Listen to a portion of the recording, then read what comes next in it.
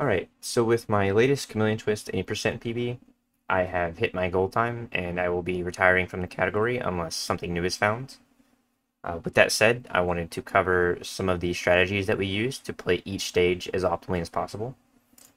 And to start off immediately, you'll notice I reset the console. That will be for a RNG manip that will happen in the second stage, and resetting the console will set the RNG seed to a known value. So at the beginning of the stage here, I walk into this corner and jump, and that is a frame perfect jump in a kind of precise control stick position to get that boost forward. And then I do the same thing here, where I frame perfectly jump to get another boost. You can get larger boosts from that, it's just very tricky. Here, you'll notice I jump into the slope and slide down it.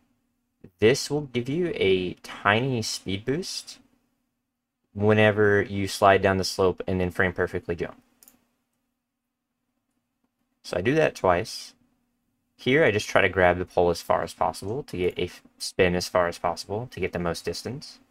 And then here you'll notice I don't do a perfectly straight line to my next location. And the reason for this is this hedgehog here, if the hedgehog charges you, every frame he charges you, it advances RNG. So I want to make absolute sure that this hedgehog does not charge me. So I do a slight loop around to make sure that the RNG is what I want. And then I just do another spin here. And then here's another frame perfect slope jump. On this spin here, I actually lost a couple frames because I pressed A too early and had to press it a second time to spin. But very minor time loss, literally 2 or 3 frames, so nothing big. We bonk our head on the ceiling there to get a very slight boost forward, saving a few frames.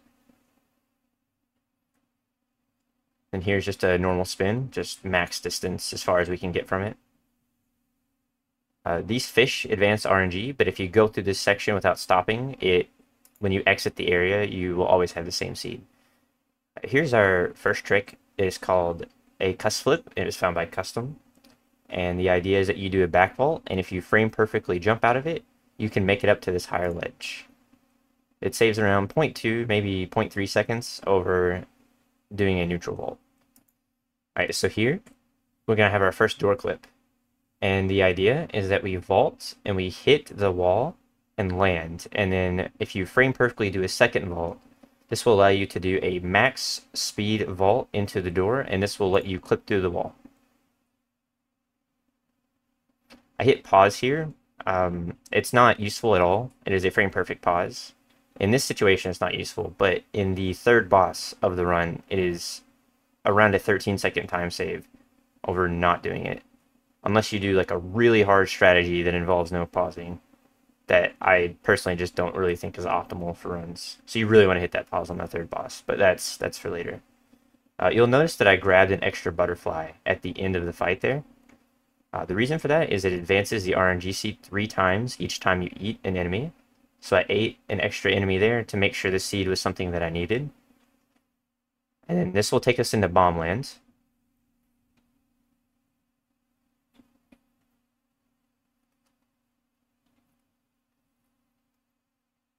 Alright, and here's something to note about the RNG manip. So these blocks, if every block that falls will advance RNG 2 times. So here, we need to make sure for the RNG manip to work out that we hit the top block. And that will cause no RNG advancements to occur.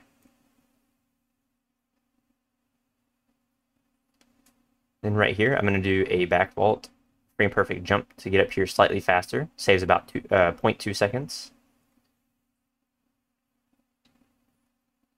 And then coming up in this room here is what the RNG manip has been setting up. So these planks tilt when they fall. You walk over them and they fall, and they can tilt randomly. What you can do is if you make the plank fall and it tilts enough and you vault, the game will consider your tongue not connected to solid ground and it will warp you to the origin. So we set the RNG manip so that the plank tilts enough to make that happen. And we make use of it here to save around a second, I believe. And then after we do the warp, we're going to want to grab this cannonball. And then every plank that falls advances RNG by 3 times. So you'll notice I land and skip on very specific planks. I just need to make sure a very exact number of planks fall, no more, no less, or I won't be able to do this same RNG manip in the second room that has these planks. All right, so coming into this room, there's a bunch of these pillars again, which do change RNG depending on how you shoot them. So I need to shoot them in a very specific way. The way that these work is kind of jank. It's really weird when it advances RNG. But basically, if you shoot this bottom block and the top two fall, that's going to advance RNG 4 times. But if you grab a second enemy and very quickly shoot a second time, it actually won't advance RNG 2 more times for the top block falling again. So when I shoot these, I need to make sure that I shoot there, grab this enemy. I need to wait, because if I shot right now, it wouldn't advance RNG 2 extra times. So I have to wait a little bit, then shoot, so that I get the extra 2 RNG calls, and then continue. And then here, there's 2 more RNG calls that I advance. And same type of thing there. You need to make sure you shoot those pillars in exactly that way, or the RNG manip will not work out. Here's a slightly tricky jump. It's called bomb jump, and you just jump across these corners. Nothing too crazy. And here we're going to have another door clip. Same idea as the first one in Jungle Land. And then here's the vault warp that we do on the bridges.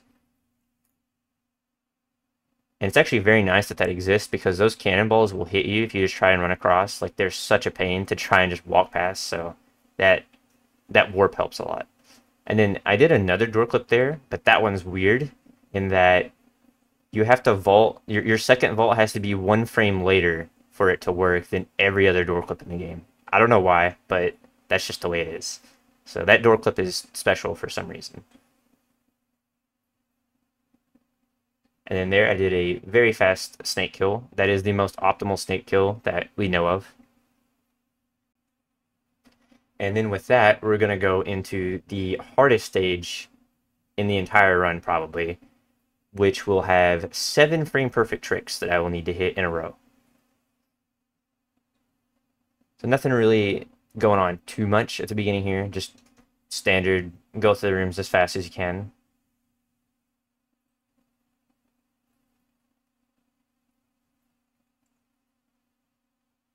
There will be 3 door clips in this stage, and these door clips are way more precise than any other door clips in the game. You need a very specific camera angle, and you need a double frame perfect action, but I'll go into that more whenever we get there. But right now, I'm actually setting up a manip for my camera. So there's a fixed cam and a free cam in this game. I'm currently in fixed cam. But if you stand still and aren't holding like any direction, the camera will try to pan behind you for free cam, even though I'm not in free cam right now. So what I'm going to do is I'm going to wait here, and at a very specific moment, I'm going to start moving in and jump. And from that, I have just manipulated my camera angle to do all 3 of the door clips for the rest of the stage. So now when I go up to the door clips, I need to do no camera adjustments. I just walk up, do the double frame perfect trick, and clip the door. And then this right here will be the first door clip. So the camera angle is lined up. What we're going to do, I'm going to walk into this corner. I'm going to hold R so that I can just turn the chameleon without actually moving. I'm going to turn the chameleon to the right. I'm going to walk for 2 frames to the right. Cannot be 1, cannot be 3, must be 2 frames. And then I'm going to turn downwards and do a frame perfect vault to clip this door. And I need to do that 2 more times with very minor error. Like you barely have any time to waste on those door clips. If you miss one, you technically can still catch the fastest cycle in this stage, because the way that the platforms work, the moving platforms, are on a global cycle from when you entered this stage. So I need to do those door clips decently fast to make sure that I get to the rooms with the platforms at a good time. So here again, here's another door clip. Same thing. I actually missed it here, but since I played the rest of this stage so well, I actually am not losing time from this. So when you get here, I'm a couple frames early, so I just need to wait. And I'm going to grab this pole and spin across, and then go from here and spin to the loading zone. And then we have yet another door clip here.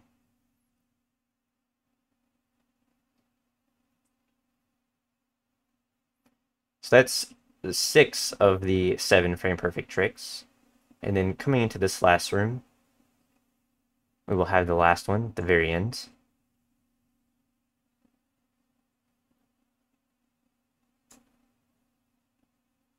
Yeah, all of these poles and platforms are global cycle based from when you entered the stage. All right, so here I pause, and I'm going to save, exit. I'm going to go to time attack, and I'm going to exit through there. And what this does is a variable does not get reset correctly, and it's going to allow me to move in the intro scene of this boss. Due to this, we can actually one-shot the boss. So yeah, that is definitely the toughest part of the speedrun. There's 7 frame perfect tricks that I need to hit to progress there.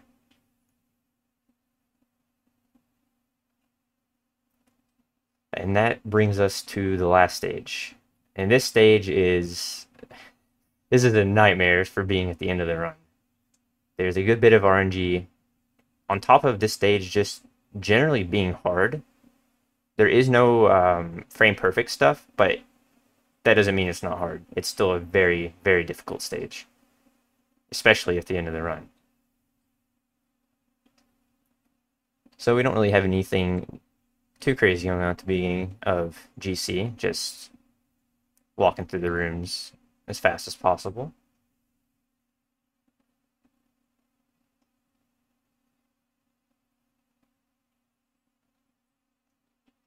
Here, I'm going to do a jump so that this flame goes over my head, because they actually track your Y position. They're just like slightly behind your Y position.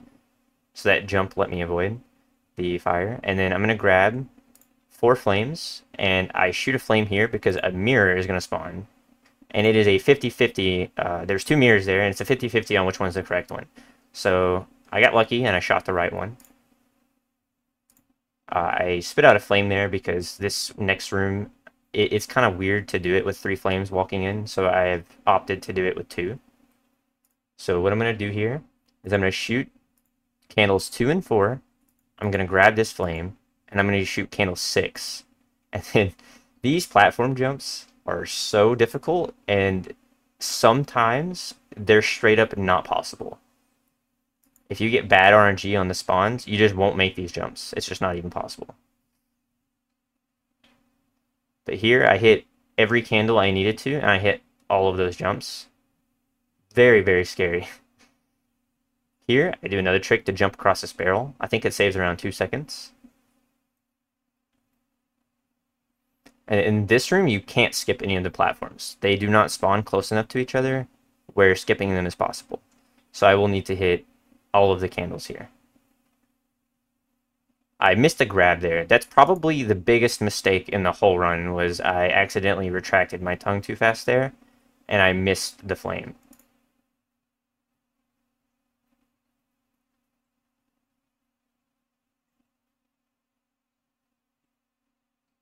And I carry 1 flame into this room with me, and then here's another mirror room, but this one has 4 mirrors. And it's, again, RNG on which of these 4 mirrors is the right one. So I shoot a fire, and I hit the first one right when it spawns, and I get lucky, and I hit the right one immediately. And it's at this point where the nerves really, really set in, because, I mean, that's a 1 in 4. You don't always get that. Here is a very tricky vault. You need to jump on this tiny pole, and then do a vault to get up to this higher ledge. And then, right after you do that, you have to do this really hard spin where you can't see too well where you're going to get to the end. So, all of that, and then this boss has 2 phases, and the second phase is kind of RNG heavy. But so for the first phase, you want to hit all of these balls, and if you hit them fast enough, you can kill the boss in what we call half cycle. So that was a half cycle, which is as optimally as you can do this boss. And then from here, the boss can move 1 to 3 times, and then the boss can do a straight shot or a curve shot. What I want to see is a 1-moved curve shot. It gives me the best opportunity to kill the boss. I get the 1 move, but I get a straight shot. The reason this is bad is because the boss can shoot 12 to 24 balls. And you basically just need to guess how many he's going to shoot and shoot when you think he's going to stop. If you shoot too early, he will turn to face you and block your shots. And if you shoot too late, he just runs away. So you just kind of gamble and you just hope that you predict correctly. I grab a bunch of balls, I shoot, and he does happen to move right when I need him to. And then I just kind of track him with the balls, and I kill him. And that ended up being a 918.366. And with that, the run is over. And now the credit sequence plays out. I do not have control of the character here. This is just a pre-recorded thing that happens. So timing stops right at the boss kill. Yep, that is it for the speedrun. I just kind of wanted to cover some of the strats because a lot of that stuff is kind of hidden. You wouldn't even know. Like the RNG manip, it's not really obvious that I'm even doing it. The cam setups to clip the doors in Kids Land, it's not really obvious that that's even happening. So I just wanted to cover that and kind of give some insight on how the speedrun works.